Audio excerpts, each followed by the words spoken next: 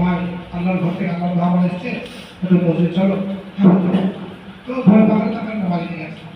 সাত বছর বলে বয়স হয়ে গেছে, এখন ঠিক করে ওজু করতে পারে না, পেশাবও ধরতে পারে না। সে এখন মসজিদ থেকে নামাজ পড়েছে, মাশাআল্লাহ খুব ভালো কথা।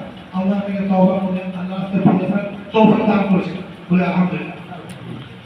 আচ্ছা, সেই বয়স্ক মানুষটা সে কি অপেক্ষা করবে তার ছেলে, তার নাতি সেও বুড়ো হবে, 7 বছর হবে, 3 দিনের জমাতে যাবে, গিয়ে নামাজ শিখবে? এটা কি কাম্য? আমাদের এলাকায় একটা সময় ছিল 90-এর দশকে, যখন কি ছিল নাইট স্কুল ছিল, নাইট স্কুলে পড়া হতো।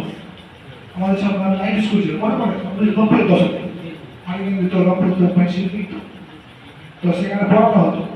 আপনার কি মনে হয় ওই নাইট স্কুলের বয়স্ক লোকগুলোকে পড়ানো হতো ওদেরকে বিজ্ঞান করার জন্য? কেন পড়ানো হতো?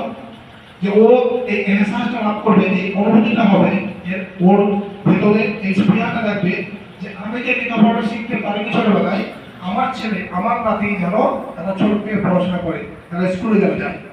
এই যে আমরা যেটা বললাম, এখনো বলবো তবে তোমার সঙ্গে আমি কোনো কিছু বলতে চাই না, শুধু ওইখান থেকে দৃষ্টিটা নেন যে আপনি কি বুড়ো বয়সে যেন অপেক্ষা করবেন সে কবে যখন 3 দিনের জবাব দেবেন নামাজ শিখবেন না? ওখান থেকে কি শিক্ষা দেন? কি মনে ব্যথা নিয়ে ফিরলেন যে আমাকে আমি বুড়ো বয়সে শিখতে হলো? কেন আমার কি এমন কোনো উপায় ছিল না যে আমি ইমাম সাহেবের কাছে শিখতে পারতাম? ছোটবেলা আমি সেটা মনে করতাম আমার কোনটা ফরজ, কোনটা নফল, কোনটা আমার জানা দরকার, কি কি আমার হক, কোনটা হারাম, কোনটা হালাল, কিভাবে চললে আমি দিন হিসাবে কায়েম থাকবো, এটা কি শিখতে পারতাম না? শিখতে পারতাম, কিন্তু উপায় কোথায়? উপায় কোথায়? আমরা যে একটা কোরআন আয়াত বলি, এখানে বড় বড় সব কারি হাফেজ বসে আছে। আমরা যদি কেউ, আমরা বাঙালিরা হিন্দি বলি, বিহারি ভাষাকে বুঝে ফেলবে যে আমরা বাঙালি হিন্দি বলছি। আমরা যদি ওরকম কোরআন তেলাওয়াত করি না, সারা ধর ফেলবে, এবার মাদ্রাসা আমরা লোক না, উচ্চারণ থেকে ধর ফেলবে।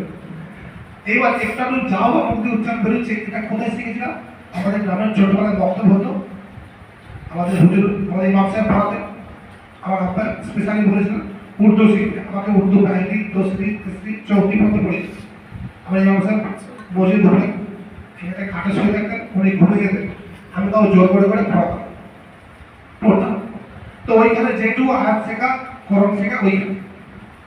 এবার যেটা বলতে চাইছি যে সাউথ ইন্ডিয়া চলে যান, ওখানে দেখবেন প্রফেসর, ইঞ্জিনিয়ার, ডাক্তার এলো মসজিদে নামাজ পড়ানো, কোরআন পড়ানো, কোরআন তর্জমা করলো, ডিউটি চলে গেল। এটা ওদের দেশে সাউথ ইন্ডিয়াতে চল আছে, যার সাধারণ জেনারেল সিং আপনি বুঝতে পারবেন না যে ডাক্তার পড়ে গেল, কোরআন পড়ে গেল।